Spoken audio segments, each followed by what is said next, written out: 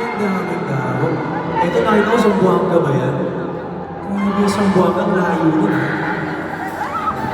Welcome to Tigo City. Sa inyo lahat na pumunta dito for the very first time, bago kayo dito. This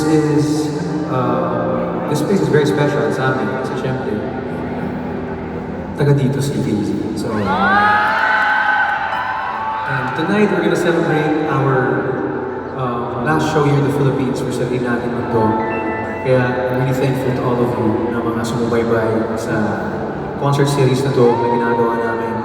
And we're all gonna make sure that tonight is gonna be very, very memorable and special for all of us.